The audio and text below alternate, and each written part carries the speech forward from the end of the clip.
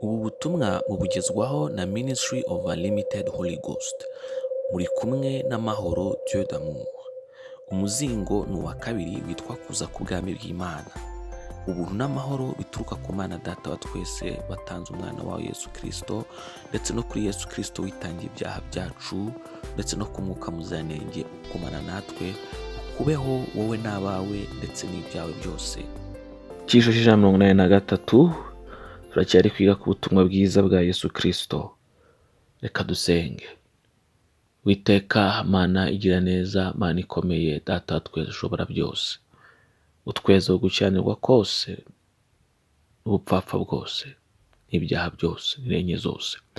Mu izina rya Yesu KRISTO, ubu tuje kumva ijambo ryawe, turakwinginze ngo utugire neza. Turakwinginze ngo Uwiteka Mwuka wera amanukire gufungura amatwi yacu, afungure amaso yacu, afungure imitima yacu kugira ngo twumvire ijambo ryawe. Reka duhindurwe naryo, reka twubakwe naryo, kandi mu izina rya Yesu bifata ubutware muri twe. Reka rigendagende mu mitsi no mu nyama no mu myakura yacu mu izina rya Yesu KRISTO.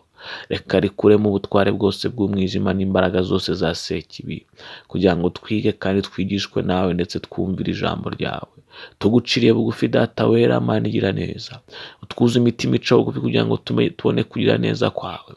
Mu izina rya Yesu KRISTO, mwaye Mana turinde ubwibone no kwishyira hejuru, ari ubugaragara n'ibw'imitima bwose ubutumaremo, ahubwo dore rwose guca bugufi no gutungana nk'uko ijambo ryawe bidusaba. Turasenga cyane ngo Data wera, mu izina rya Yesu KRISTO, mu izina ryo ryubahwa. Haleluya, ngo ubwami bwawe ari bwo buza. Haleluya, ngo ibyo ushaka ari byo mu buzima bwacu. Duhagaritse uburwayi bwose mu izina rya Yesu KRISTO. Duhagaritse Data wera ibyaha byose bica intege abantu bawe mu izina rya Yesu KRISTO.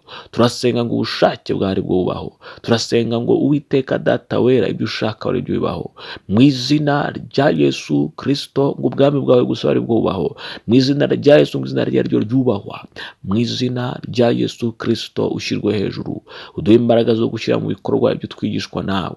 Uduhe imbaraga rwose zo guha dukunda ijambo ryawe. Ni mu izina rya Yesu KRISTO dusenze twizeye, uhimbazwe kugira neza kwawe Data wera.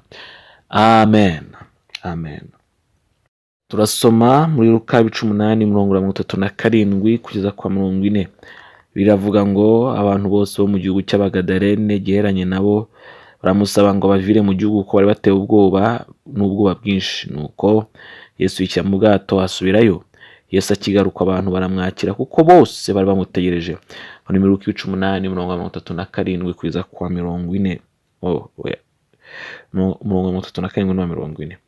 Ntugasuzugure iby'Imana iguhaye. Nicyo kigisho cy'umunsi tugiye kwiga. Twibukiranye neza ko tukiri kwiga ku butumwa bwiza bwa Yesu KRISTO. Abantu bisa nkaho rimwe na rimwe abantu tubivuga ariko tutabuzi, nibwo mpamvu turi kubwigaho. Ntugasuzugure iby'Imana iguhaye. Nibyo tugiye kwiga, tugiye kuganiraho uyu munsi. Iki nicyo kintu dukunda kwibeshyaho ku Mana. Burya si twe twenyine muri iyi si. Nuko rero burya Imana ifite abantu benshi bo guha umugisha. Rimwe na rimwe abantu bamwe batinda ku rukundo rw'Imana, maze bakanibwira ko imigisha yabo izabategereza. Shuti, iyo utarafata icyemezo cyo kugendana n'Imana, y'imigambi y'Imana ku buzima bwawe urimo kwiryamisha, burya haba harimo abandi baba bashaka kwihutana n'Imana, kandi abo baba banayitegereje. Ubwo rero iyo ukerenseje ijambo ry'Imana, kandi Imana iba iri kohereje ku buntu bwayo, ibyo bituma Imana yohereza ibyari ibyawe ku bandi. Ese ntiwibuka Esawu nawe uko ari uko byamugendekeye? Yakerenseje iby'Imana, uwari umugisha we uhabwa uwundi. Imana iturengere cyane. Reka nkubwire ijambo rimeze gutya: Imana ntabwo igendana n'abantu bakerensa ibyayo. Imana igenda n'abantu baha icyubahiro ndetse baha umugisha, baha agaciro ibyayo. Imana ishimwe cyane.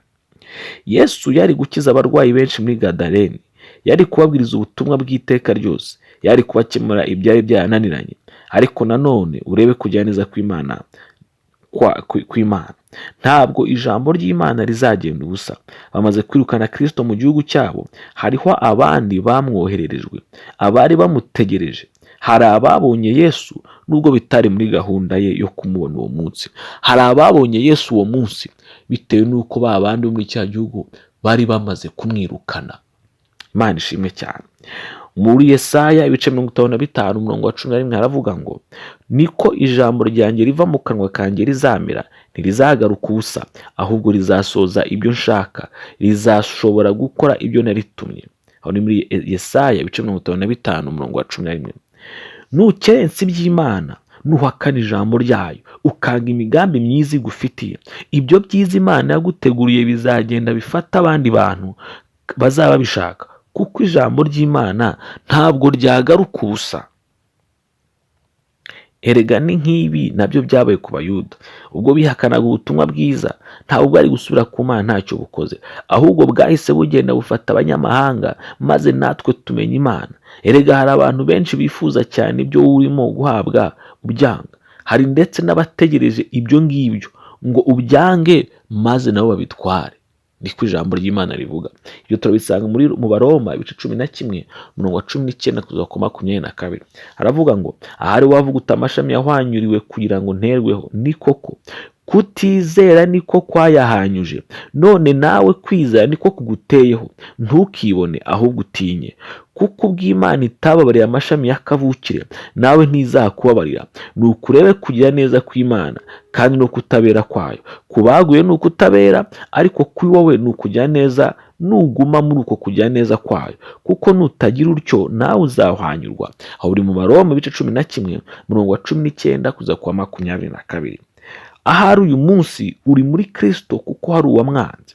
Ahari uyu munsi uri umukire kuko hari uw'Imana yabihaye akabyanga. Birashoboka cyane ko uyu munsi uri mu munyenga w'umugisha abandi banze bitewe no kutizera kwabo byo gusuzugura imigisha y'Imana. Cyangwa wenda uyu munsi hari ibyawe biri kuribwa n'abandi kuko igihe byazaga utigeze wizera, cyangwa birebye ukabirenza amaso ukabona ntacyo byari kumarira. Ndagusabira ku Mana ngo amaso yawe ahumuke, ngo ubashe kwizera Imana, ngo ubashe no kubona iby'Imana iguha nubwo byaba bisuzuguritse muri aka kanya, ngo ubashe kubyakirana umutima uca bugufi. Imana ishimwe cyane. Ubwo rero witondere uko witwara ku Mana no ku ijambo ryayo, kuko rimwe na rimwe imigisha yawe ihabwa abandi kubera ko wowe wamaze kuyanga. Ahari ibyo ubona si byo washakaga, ahari si nabyo wasabye, si nabyo wasezeranaga wasengeraga. Iyo ubijugunye urabitakaza maze abandi bakabyitwarira. Imana ishimwe cyane. Ujya rero uhora witeguye kwakira ijambo ry'Imana, ujya rero uhora witeguye kwakira ibisubizo by'Imana iyo byaba bisuzuguritse ubona bitameze nk'ibyo wari utegereje. Ndakwingingira cyane ngo Imana ikubashishe, kandi ndasinyira ngo amaso yawe n'amatwi yawe bihumukire kwakira amasezerano y'Imana na yayandi asohozwa aciye mu bintu bisa nk'ibiciye bugufi, aciye mu bintu bisa nk'abisuzuguritse, nayo ngo ujye umenya kuyamenya, ngo uyasobanukirwe, nayo ngo uyakire uyatware. Imana nishimwe cyane. Reka dusenge. Mana data wa twese, Mana igira neza, turagushimye kandi turaguhimbaje. Izina ryawe niryubahwe iki gitondo, ubwami bwawe nibuze iki gitondo, ibyo ushaka nibeho mu isi nk'uko bibaho mu ijuru, mu izina rya Yesu. Reka tunavuge ngo Mwami Imana, ibyo ushaka bitubaho nk'uko bibaho mu ijuru, mu izina rya Yesu Kristo. Uyu mwanya, aya masaha, tumaze kumva ijambo ryawe, tumaze kwimenyaho yuko Mwami Imana bibaho yuko rimwe na rimwe tujya turenza amaso yacu ibisubizo byawe biciye bugufi. Turasenga cyane ngo Mwami Imana uturinde, turasenga cyane ngo Mwami Imana utubabarire, turasenga cyane Mwami Imana uturengere. Ibyawe twarengeje amaso utubabarire, ibyo wadusubije Mwami Imana ubisubirije guca bugufi kwa kwinshi, turakwinze ngo utubabarire. Utubabarire ubwibone bwo mu mitima yacu, utubabarire ubwibone butuma Mwami Imana tutamenya amasezerano yawe kuri murasoza.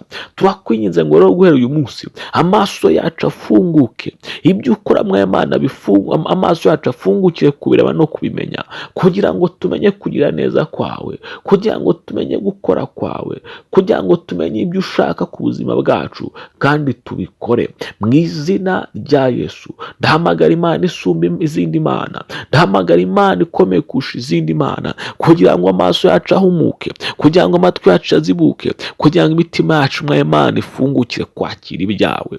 Ahari tuzabona ibintu bitameze nk'ibyo twasengeye, ahari tuzabona ibintu bitameze nk'ibyo twifuzaga, ariko ariko turasenga cyane ngo ujye uduha kumenyera kure mwami Imana gukora kwawe n'ibitangazo tugira n'ibisubizo tuzana n'amasezerano dusoreza niyo mwami Imana bitameze nk'uko twabishakaga. Turakwinginze mwami Imana, ntidusuzugure isezerano ryawe, ntidukerense ibyawe, ahubwo duhe kubyakirana imitima ikunze kandi ishima. Urera cyane Imana kandi urakiranuka, ufite ubutware bwinshi kandi urashoboye. Ubushake bwawe ari bwo bubaho, ubwacu nibubeho. Ibwami bwawe ari bwo buza, ubwacu bushwanyagurike. Data uri izina ryawe ryo ryubahwa, ayacu ndetse asuzugurwe. Uhabwe icyo kumvishe gusenga kwacu, uhabwe icyo kugiye kutugira neza, uhabwe icyo kugiye kuturinda, uhabwe icyo kugiye kuturengera. Mu izina rya Yesu Kristo, uduhe rwose witeka kumenya ibyawe no kubyubaha no kubyubahisha.